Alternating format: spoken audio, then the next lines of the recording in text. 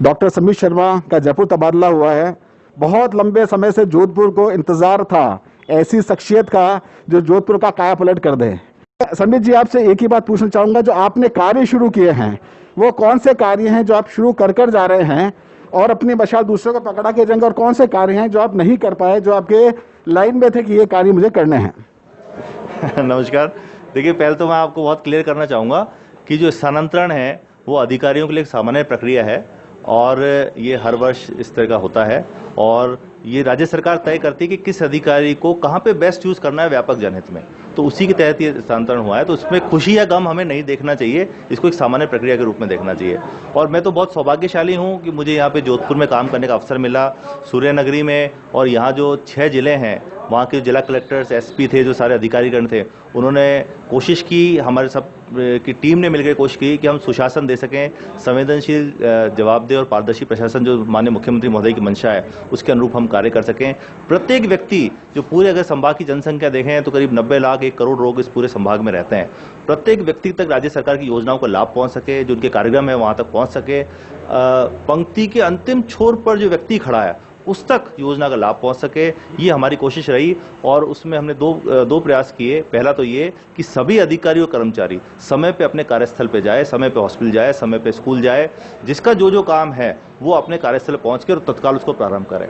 और दूसरा, जो काम नियत है उनका, जैसे टीचर है वो अपने फिर वहाँ पहुँच गया, फिर पढ़ाई का काम करे, डॉक्टर है मरीज देखना शुरू करे, कार्यकर्ता है बच्चों को पढ़ाना पोशार मारना शुरू करे, तो पटवारी है लोगों को जमाबंदी का, नकल देने का, जो भी काम है उसका, वो काम लोगों का सुगमता से हो जाए, बिना रिश्वत के हो जाए, बिना चक्कर काटे हो जाए और उनको गुणवत्तापूर्ण सेवाएं मिले। वो जब सरकार के ऑफिस से वापस बाहर निकले तो संतुष्टि का भाव लेके निकले कि हाँ भाई हमारा काम था और हम सरकार के द्वार पे आए या किसी कार्यालय में आए, किसी स्कूल में आए, ऑफिस में आए तो हमारा काम हो गया। यही हमारी कोशिश थी और ये एडमिनिस्ट्रेशन का मोस्ट इंपॉर्टेंट पार्ट है।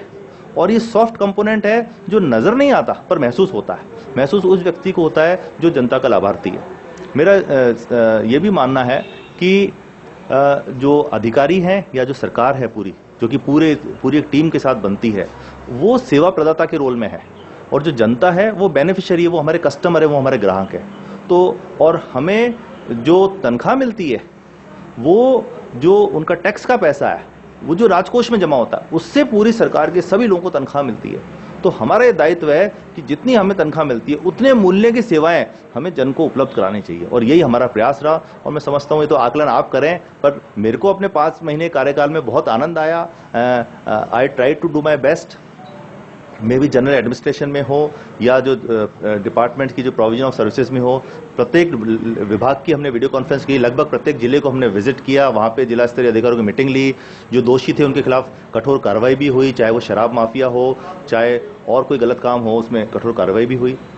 आपने जैसा ही बताया कि मॉनिटरिंग एक इम्पॉर्टेंट पार्ट है, काम तो चल रहा है, एक मॉनिटरिंग है और उस मॉनिटरिंग के लिए बहुत तत्पर करना, पूरे अपने जिले स्तर पर एक जगह जाके एक जने से वार्तालाप करना, पता करना, चेक करना और अगर कोई गलत है उसको पनिश करना।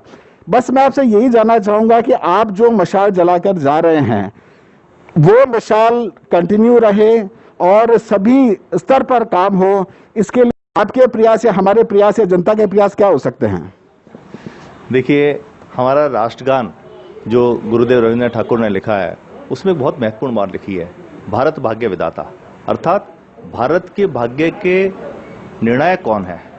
और मैं आपको कहना चाहता हूं कि हम जो लोग हैं, हम ही लोग हैं, हम ही सरकार चुनते हैं, हम ही जब अधिकारी बन जाते हैं तो सरकार का हिस्सा बन जाते हैं, हम ही जो लोग हैं, जनता हैं, जब ग्राहक के रूप में सरकार की सेवाएं लेते हैं तो हम सब भारत के लोग, हम सब राजस्थान राज्य के लोग, हम सब जोधपुर संभाग के लोग, हम सब जोधपुर जिले के और शहर के लोग, जैसा हम व्यवस्था को चलाना चाहेंगे वैसी ही व्यवस्था बनती है। कोई बाहर का व्यक्ति आकर के और आपकी व्यवस्था को बेहतर कर सकता है, कुछ समय के लिए तो हो सकता है ये संभव हो, पर एंड पॉइंट इसका ये है कि जब हम सब लोग चाहेंगे कि सुशासन हो, सब चीज़ें अच्छी हो, प्रत्येक कर्मचारी ये चाहेगा, अधिकारी ये चाहेगा कि मैं अपनी ड्यूटी 100% करूं, प्रत्येक दुकानदार, जो प्राइवेट दुकानदार है, वो भी ये चाहेगा कि जो ग्राहक मेरे पास आ रहा है, जितना वो पैसा दे रहा है उतने का मैं उसको सामान दूं, उसको गुणवत्तापूर्ण सेवाएं दूं। प्रत्येक नागरिक ये चाहेगा कि मेरे घर के आसपास गंदगी नहीं हो, मेरे घर के बाहर भी एक पेड़ लगाऊं मैं। इस प्रकार प्रत्येक भारत का नागरिक अपने कर्तव्य का निष्ठापूर्ण जब निर्वहन करेगा तो मैं समझता हूं कि सुशासन स्थापित हो जाएगा, हमारे चारों ओर समृद्धि होगी और हमारे जो देश का भविष्य है वो भी उज्जवल होगा। और अभी जो मैं लास्ट मैंने साक्षात्कार लिया था, जब मैंने यही एग्जाम्पल दिया था कि डॉक्टर समीर शर्मा का नंबर भी एक सभी के पास रहता है, और अभी जो आपसे विशेष प्रेम है, अगर आपसे जोधपुर से जयपुर आके आपसे कोई आपसे कांटेक्ट करना चाहे, मिलना चाहे, तो उसका तरीका क्या बता दीजिए। देखिए, मेरे लिए तो ये बहुत खुशी की बात है और मैं इसको एक मेरा सक्सेस मानूंगा कि आप मेरे से मिलना चाहेंगे या मुझे याद करेंगे। और जब भी कोई व्यक्ति आना चाहता है तो संभागीय आयुक्त कार्यालय में जयपुर में आप पधारें, आपका बहुत बहुत स्वागत है। और मेरा जुड़ाव जो जोधपुर से है वो हमेशा रहेगा।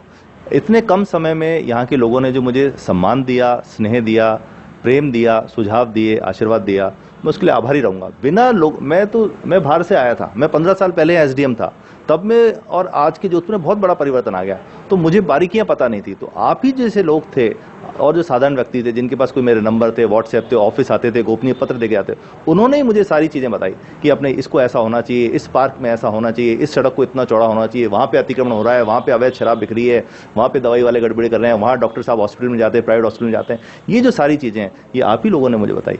और मेरा प्रयास इतना से रहा, मेरा नहीं, पूरी टीम का, अकेला व्यक्ति कोई कुछ भी नहीं कर सकता, पर जो हमारी संभागीय आयुक्त कार्यालय की टीम थी, हमारे 6 जिला कलेक्टर्स की टीम थी, हमारे एसपीज उसमें शामिल थे, हमारे जो जिला आबकारी अधिकारी और जो अधिकारी हैं, सब ने मिलकर एक समन्वित प्रयास किया कि हम लोगों को बेस्ट सर्विसेज दे सकें, योजनाओं को लाभ उन तक पहुंचाएं और सारा काम है बिना भ्रष्टाचार के और पारदर्शी तरीके से हो। आपका बहुत बहुत धन्यवाद, और आशा है कि हम आपसे वापस मिलेंगे।